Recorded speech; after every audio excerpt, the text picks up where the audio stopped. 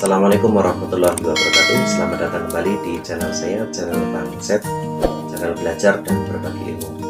Sebelum kita mulai videonya, pembelajarannya, silakan klik tombol subscribe, like, komen, dan juga nyalakan loncengnya agar tidak ketinggalan video-video terbaru dari saya. Terima kasih. Ya, teman-teman semuanya, di sini ada soal seleksi kompetensi P3K 2021 beserta penjelasannya. Seleksi kompetensi P3K 2021 menggunakan Computer Assisted Test atau CAT dan wawancara berbasis komputer. Oke. Kemudian di soal P3K ini nanti ada 150 soal yang harus teman-teman selesaikan, yang mencakup 50 soal kompetensi teknis, 40 soal bakat skolastika, 30 soal kompetensi manajerial, dan 20 soal untuk kompetensi sosiokultural. Oke, sedangkan tes wawancara itu ada 10 soal, yaitu dengan alokasi waktu 60 menit untuk kompetensi teknisnya. Oke, di sini ada 60 menit tes bakat skolastik, 25 menit kompetensi manajerial, 15 menit kompetensi sosiokultural, dan 10 menit wawancara berbasis komputer. Oke, untuk soal yang akan kita bahas di sini adalah soal mengenai yang ini, kompetensi teknis. Ya, langsung saja kita mulai ya, agar tidak terlalu lama. Yang pertama, penilaian berbentuk penugasan yang bertujuan untuk mengukur kemampuan peserta didik menghasilkan karya tertentu yang dilakukan secara berkelompok adalah A. Penilaian proyek, B. Penilaian portofolio, C. Penilaian jurnal, D. Penilaian kinerja, dan E. Penilaian diri. Ya, kira-kira apa menurut teman-teman semuanya? Penilaian berbentuk penugasan yang tujuannya mengukur kemampuan peserta didik. Ya, jawabannya adalah A. Ya, penilaian proyek itu mencakup yang ini, penilaian keterampilan menyelesaikan proyek tertentu dan dilakukan secara berkelompok. Ini untuk yang penjelasan A. Sedangkan penilaian portofolio itu mencakup penilaian keterampilan kumpulan karya siswa. Sedangkan yang C, penilaian jurnal itu mencakup penilaian sikap dan unsur utama. Sedangkan yang D, penilaian kinerja, mencakup penilaian keterampilan, fokus pada proses dan hasil. Sedangkan yang E, penilaian diri, termasuk di dalamnya adalah penilaian sikap dan unsur penunjang. Karena di sini adalah penugasan yang menghasilkan karya tertentu, maka jawabannya adalah A. Penilaian proyek. Keterampilan menyelesaikan proyek tertentu dilakukan berkelompok. Di sini sudah ada semua. Kemudian yang kedua, treatment atau perlakuan dalam pelaksanaan pembelajaran pengayaan dapat dilakukan melalui beberapa metode. Antara lain yaitu dalam bentuk belajar mandiri dan belajar berkelompok. Salah satu bentuk belajar mandiri merupakan kolaborasi dari program remedial dan pengayaan adalah yang termasuk bentuk belajar mandiri dan merupakan kolaborasi dari program remedial dan pengayaan. A. Tugas proyek dan pemadatan kurikulum. B. Tugas proyek dan penelitian ilmiah. C. Tugas sebaya dan penelitian ilmiah. D. Tugas sebaya dan pemadatan kurikulum. E. Tutor sebaya dan pengembangan latihan. Oke, yang mana? Bentuk belajar mandiri yang merupakan kolaborasi dari program remedial dan pengayaan. Oke, jawabannya adalah A ya. Oke, penjelasannya. Untuk belajar kelompok, yaitu sekelompok peserta didik yang memiliki minat tertentu diberikan pembelajaran bersama di dalam maupun di luar jam pelajaran. Bentuk proyek dan penelitian ilmiah, ini yang belajar berkelompok ya pengertiannya. Sedangkan untuk belajar mandiri itu apa? itu secara mandiri peserta didik belajar mengenai sesuatu yang diminati. Untuk pemadatan kurikulum, itu pemberian pembelajaran hanya untuk kompetensi atau materi yang belum diketahui peserta didik. Dengan demikian, tersedia waktu bagi peserta didik untuk memperoleh kompetensi atau materi baru, atau bekerja dalam proyek secara mandiri sesuai dengan kapasitas maupun kapabilitas masing-masing. Oke, untuk A ya, tugas proyek dan pemadatan kurikulum. Ini sudah ada keterangannya semuanya ya. Berarti yang A, belajar mandiri berkelompok. Oke, salah satu bentuk belajar program pengayaan yang A. Suatu acuan bagi guru dalam melaksanakan kegiatan pembelajaran sehingga dapat membantu proses belajar peserta didik secara optimal. A. Deskripsi mata pelajaran, B. Pengalaman belajar, C. Silabus mata pelajaran, D. Struktur pembelajaran, E. Kompetensi dasar. Oke, apa kira-kira? Acuan bagi guru dalam melaksanakan kegiatan pembelajaran sehingga dapat membantu proses belajar peserta didik secara optimal. Coba acuan dari guru untuk membantu proses belajar mengajar.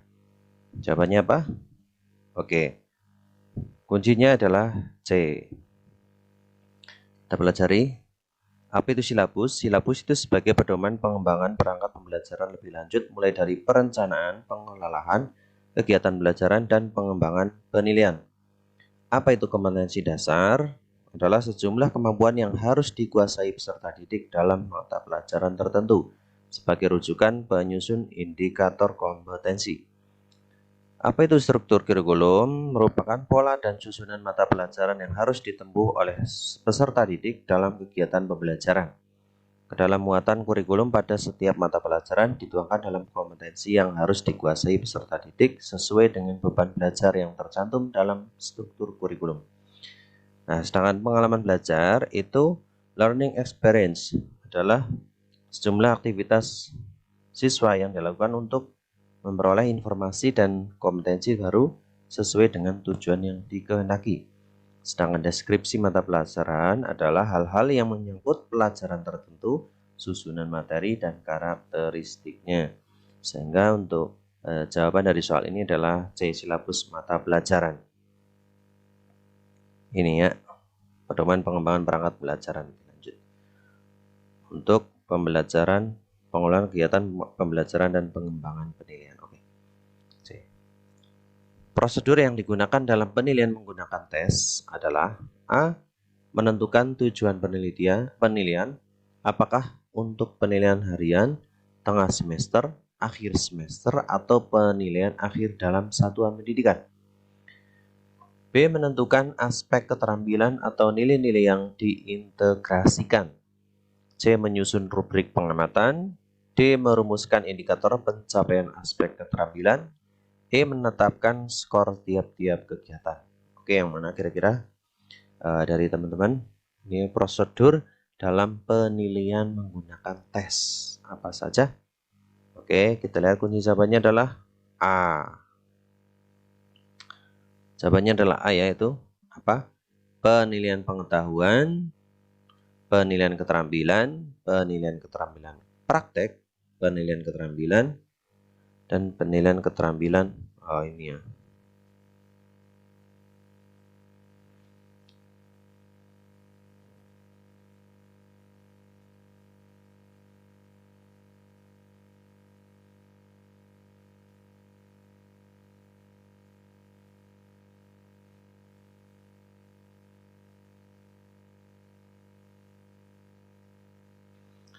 Prosedur yang digunakan dalam penilaian menggunakan tes adalah A.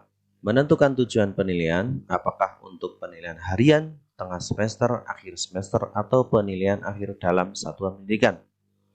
B. Menentukan aspek keterampilan atau nilai-nilai yang diintegrasikan. C. Menyusun rubrik pengamatan. D. Merumuskan indikator pencapaian aspek keterampilan. Atau E. Menetapkan skor tiap-tiap tingkatan. Oke, kira-kira yang mana? Jadi prosedurnya yang digunakan dalam tes.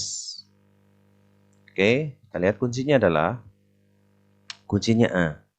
Oke, jadi A ini udah merupakan prosedur dalam penilaian sudah secara urut ya. Dari penilaian tujuan, apakah penilaian harian, tengah semester, semester atau penilaian akhir dalam satuan pendidikan. Itu berbeda-beda, oke ya. Pak Doni mengadakan ulangan dengan KD menentukan hasil operasi bilangan bulat. Dari 32 siswa, ternyata 22 siswa yang tidak tuntas KKM. Apa yang sebaiknya dilakukan Pak Doni? Oke, di sini ternyata setelah mengadakan ulangan dari jumlah siswa 32, itu ada 22 yang tidak tuntas. Berarti sisanya ada 10 siswa yang tuntas. Apa yang harus dilakukan Pak Doni? Apakah A mengadakan pengayaan kepada 10 siswa? Apakah B mengadakan remedial untuk 22 siswa di bawah KKM? Atau C melakukan pembelajaran ulang dengan media dan metode pembelajaran berbeda? D melakukan pengayaan untuk seluruh siswa? Atau yang E memberikan tugas mandiri kepada 22 siswa yang tidak lulus? Oke, ini sering kita jumpai ya, dan ini seringkali keluar dalam soal-soal ketiga K ini ya. Tahun kemarin ada katanya seperti ini. Oke, kira-kira apa menurut teman-teman? Apakah yang A, B, C, D, atau E? Oke, kita lihat jawabannya adalah, kuncinya adalah C, melakukan pembelajaran ulang dengan media dan metode pembelajaran berbeda. Nah, ini aturan remedial jika presentasenya peserta remedial seperti ini ya. Kalau 0% sampai kurang dari 20% itu diadakan bimbingan individu atau tugas mandiri, atau mungkin juga bisa tutor sebaya antar teman gitu ya. Nah, jika remedialnya itu 20% atau sampai kurang dari 50% ya, 20 sampai 50%, maka diadakan bimbingan dalam kelompok belajar secara berkelompok ya. Karena lumayan banyak ini ya, tidak mungkin satu persatu. Kemudian kalau lebih dari 50, maka pembelajaran diulang ya. Lebih dari 50% itu pembelajaran diulang kembali. Sedangkan prosentase tidak tuntas 22 atau 32 kali 100% berarti 69%.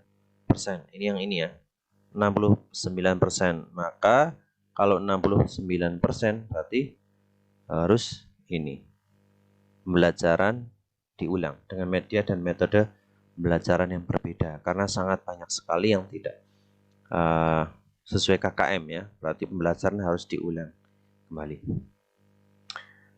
Berikutnya hasil pengolahan nilai bahasa Inggris oleh Pak Rudi menampilkan bahwa dari 32 siswa kelas 7 ternyata 28 siswa memperoleh nilai di atas atau mencapai KKM. KKM yang ditetapkan untuk pembelajaran bahasa Inggris adalah 70 dan 4 siswa mendapat nilai di bawah KKM yang ditetapkan hanya 4. Oke, dari ilustrasi di atas penilaian yang demikian tersebut disebut penilaian apa gitu ya? Apakah A penilaian acuan patokan, ataukah B penilaian acuan norma, penilaian objektif, penilaian terpadu, atau penilaian menyeluruh? Ya, coba yang mana ini? Oke, jawabannya adalah A. PAP atau penilaian acuan patokan merupakan suatu acara menentukan kelulusan siswa dengan menggunakan sejumlah patokan didasarkan pada batas kelulusan atau KKM. PAP, penentuan kelulusan berdasarkan batas kelulusan KKM. PAN atau penilaian acuan norma adalah penilaian yang dilakukan dengan mengacu pada norma kelompok atau nilai-nilai yang diperoleh siswa dibandingkan dengan nilai-nilai siswa lain dalam kelompok terpadu. Berarti penilaian oleh pendidik merupakan salah satu komponen kegiatan pembelajaran untuk PAN. Kemudian menyeluruh dan berkesinambungan. Apa itu? Berarti penilaian mencakup semua aspek kompetensi objektif. Berarti penilaian didasarkan pada prosedur dan kriteria yang jelas tanpa dipengaruhi oleh subjektivitas penilai.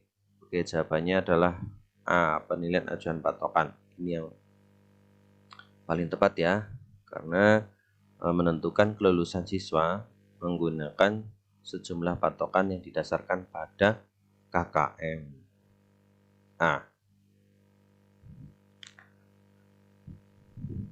Dalam memberikan nilai pada penilaian harian, Pak Aan, guru bahasa Jawa, melakukan pengkategorian. Oke, siswa yang skor tesnya di bawah 40 maka mendapat nilai 70. Skor antara 40 sampai 50 mendapat nilai 80 dan skor di atas 50 maka diberikan nilai 90. Hal tersebut adalah penilaian jenis. Oke, 40 maka hasil tesnya di bawah 40 berarti 70. Kalau antara 40 sampai 50 itu nilainya 80. Kalau di atas 50 maka dapat nilai 90. Nah, jenis penilaian yang seperti ini itu jenisnya apa? Apakah A. penilaian acuan patokan, B. penilaian acuan norma, C. penilaian objektif, D. penilaian terpadu, E. penilaian menyeluruh. Oke, untuk jenis seperti ini adalah penilaian acuan norma. Seperti tadi ya, penilaian yang dilakukan dengan mengacu pada norma kelompok atau nilai-nilai yang diperoleh siswa dibandingkan dengan nilai siswa lain dalam kelompok terpadu. Berarti penilaian oleh pendidik merupakan salah satu komponen kegiatan pelajaran. Oke, jadi membandingkan nilai antara siswa satu dengan siswa yang lainnya, atau juga bisa dengan kelompok lainnya gitu ya. Berikutnya, silabus dan RPP adalah pedoman bagi guru dalam melaksanakan pembelajaran yang berupa rencana pembelajaran. Perbedaan antara silabus RPP dan RPP adalah, coba bedanya apa? A. Silabus berisi kompetensi dasar dan RPP berisi kegiatan belajar yang diarahkan untuk mencapai kompetensi dasar. B. Silabus berasal dari pengembangan standar isi dan standar kompetensi lulusan dan RPP bersumber dari standar kompetensi lulusan. C. RPP dibuat oleh setiap guru dan silabus dibuat oleh tim guru. D. RPP dibuat oleh guru sedangkan silabus dibuat oleh satuan pendidikan. Atau E. Silabus berisi rincian kegiatan pembelajaran sedangkan RPP berisi pendekatan penilaian hasil belajar. Ya, ini teman-teman, perbedaan silabus dengan RPP. Yang mana kira-kira menurut teman-teman semuanya? Poin A, B, C, D, dan E. Oke, jawabannya adalah A. Oke, kalau silabus itu berisi kompetensi dasar dan RPP berisi kegiatan belajar yang diarahkan untuk mencapai kompetensi dasar. Bedanya itu ya. Silabus itu isinya kompetensi dasar atau KD, kalau RPP itu isinya kegiatan belajar. Jadi kegiatan belajarnya tertuang dalam RPP. Ya, sekian dan terima kasih. Semoga dapat membantu ya.